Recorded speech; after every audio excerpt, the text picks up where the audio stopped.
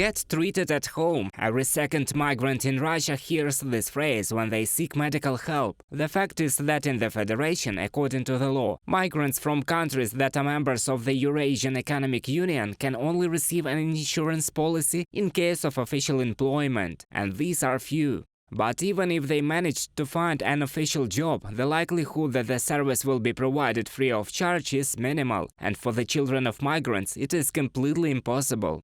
There is absolutely no help for them because only a citizen of the Eurasian Economic Union officially working under an employment contract can receive a compulsory medical insurance policy. Naturally, the child cannot officially work. He or she is not yet 18 and therefore cannot receive insurance. Valentina Chupik, human rights activist. Migrants from countries outside the Eurasian Economic Union are also not entitled to an insurance policy in Russia. The situation is no better for refugees from Ukraine.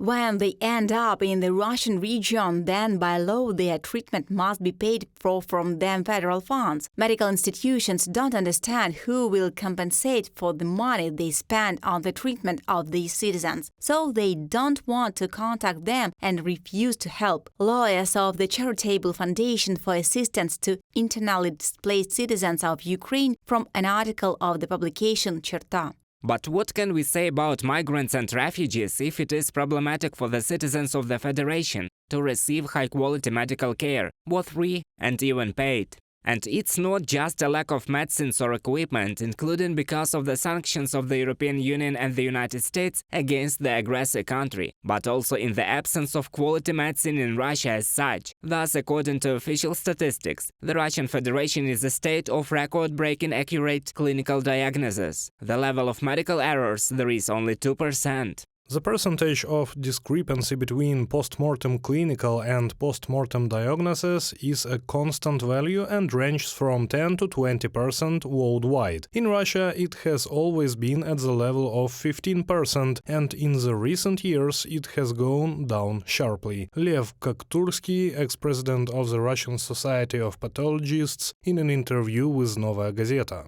That is only if the legend of positive dynamics can be instilled in the townsfolk, then pathologists cannot.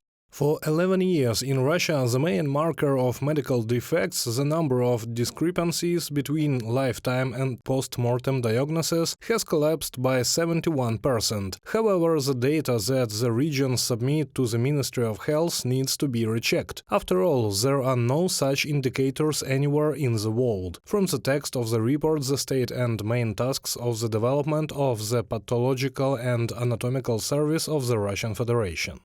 The truth in the reports on the causes of death from the pathologists is not to be expected. And this is not only in the so-called medical solidarity, but in the system itself, experts say. Anyone who dares to publicly tell the truth will be destroyed by the system.